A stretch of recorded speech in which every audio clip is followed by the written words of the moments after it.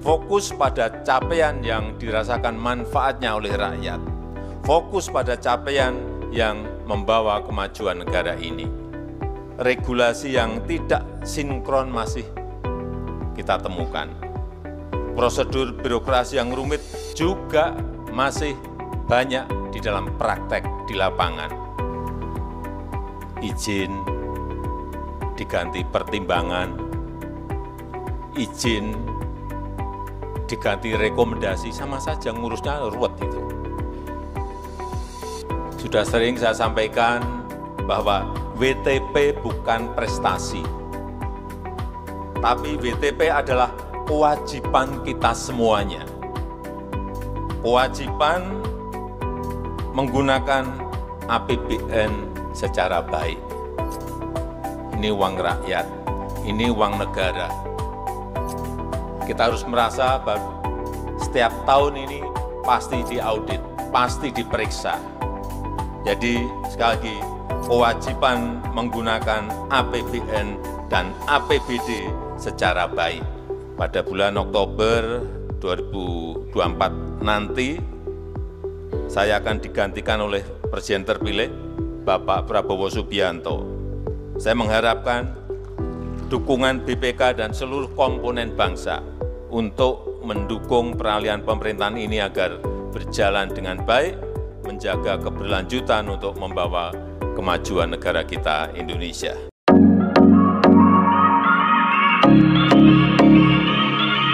Pertama-tama saya ingin menyampaikan penghargaan dan apresiasi serta terima kasih kepada Badan Pemeriksa Keuangan BPK RI yang telah melaksanakan tugas pemeriksaan keuangan negara dan terus meningkatkan profesionalismenya dalam fungsi pemeriksaan. Juga saya ingin menyampaikan selamat kepada seluruh jajaran pemerintah, pusat dan daerah atas predikat wajar tanpa pengecualian atau WTP dalam laporan keuangan pemerintah tahun ini. Sudah sering saya sampaikan bahwa WTP bukan prestasi, tapi WTP adalah kewajiban kita semuanya. Kewajiban menggunakan APBN secara baik. Ini uang rakyat, ini uang negara. Kita harus merasa bahwa setiap tahun ini pasti diaudit, pasti diperiksa. Jadi sekali lagi, kewajiban menggunakan APBN dan APBD secara baik.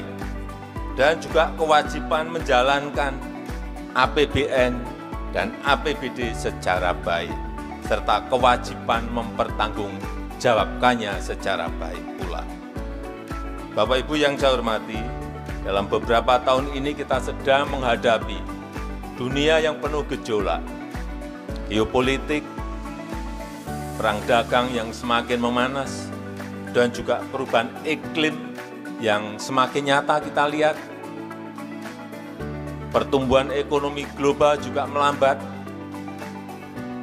Tahun ini diperkirakan hanya 3,2%.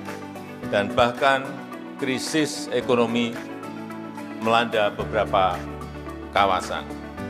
Alhamdulillah, ini patut kita syukuri, ekonomi dan politik Indonesia sangat stabil.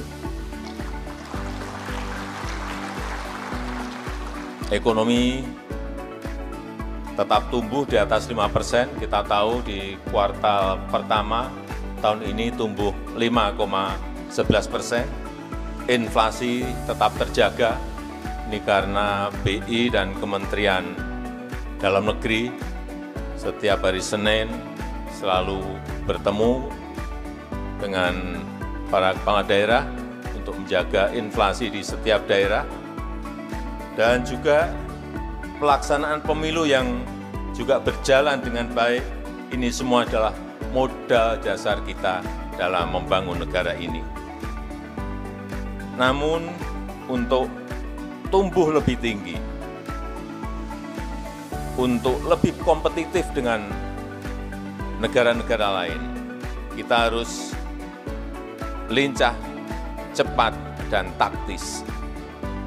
Harus mampu memanfaatkan peluang sekecil apapun, mampu memanfaatkan peluang yang sekarang ini sangat sempit. Oleh karena itu, akuntabilitas dan fleksibilitas harus dijalankan secara seimbang.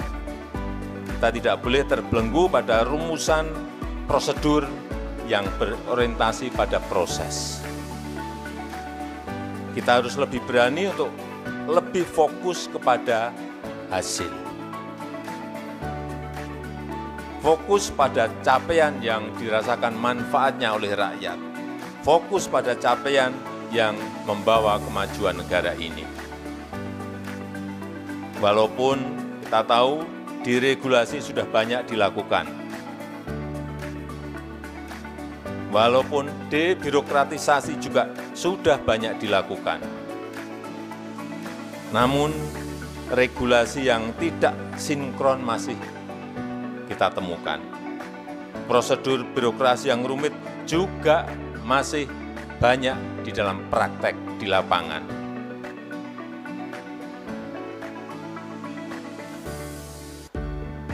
Izin diganti pertimbangan, izin diganti rekomendasi, sama saja ngurusnya ruwet itu.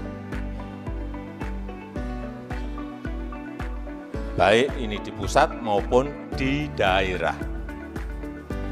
Jangan ada yang tepuk tangan.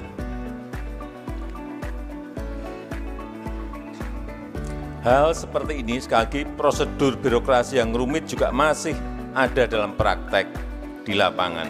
Hal seperti ini mudah disalahkan dalam pemeriksaan dan menjadi sumber ketakutan bagi aparat pemerintah kita. Oleh karena itu, saya berharap reformasi struktural yang telah berjalan penting untuk terus dilanjutkan. Lanjutkan sinkronisasi regulasi, lanjutkan penyederhanaan prosedur, agar pemerintah berjalan lebih efektif, agar pemerintah berjalan lebih efisien dan berorientasi pada hasil, bukan pada prosedur. Bapak Ibu yang saya hormati, saat ini kita sedang berada pada era transisi pemerintahan. Pada bulan Oktober 2024 nanti, saya akan digantikan oleh Presiden terpilih, Bapak Prabowo Subianto. Saya mengharapkan dukungan BPK dan seluruh komponen bangsa untuk mendukung peralihan pemerintahan ini agar berjalan dengan baik, menjaga keberlanjutan untuk membawa kemajuan negara kita Indonesia. Saya juga mengharapkan dukungan BPK untuk melanjutkan perbaikan ekosistem pemerintahan, membangun pemerintahan yang akuntabel dan sekaligus fleksibel dan selalu berorientasi pada hasil. Pemerintahan saat ini dan saya yakin pemerintahan Presiden terpilih Bapak Prabowo Subianto ke depan akan selalu memberikan perhatian serius pada setiap rekomendasi BPK agar uang rakyat dapat dimanfaatkan dengan baik serta dikelola secara transparan dan akuntabel. Saya minta kepada para menteri, kepala lembaga, dan kepala daerah agar segera menindaklanjuti dan menyelesaikan rekomendasi dari pemeriksaan BPK agar pengelolaan keuangan APBN dan APBD kita semakin hari, semakin tahun, semakin baik.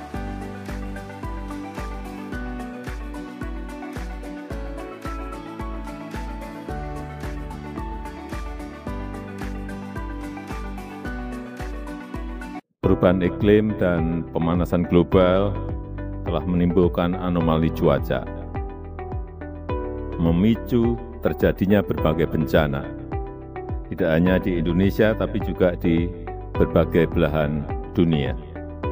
Kita tahu pada tanggal 24 Mei 2024 telah terjadi bencana tanah longsor yang dahsyat di Provinsi Enga di Papua Nugini.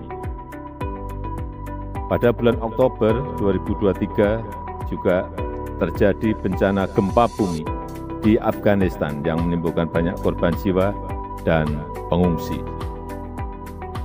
Hadirin yang saya hormati, kita harus membantu saudara-saudara kita yang tertimpa musibah. Karena itu hari ini akan kita kirimkan bantuan kemanusiaan untuk saudara-saudara kita yang tertimpa musibah di Papua Nugini maupun di Afghanistan.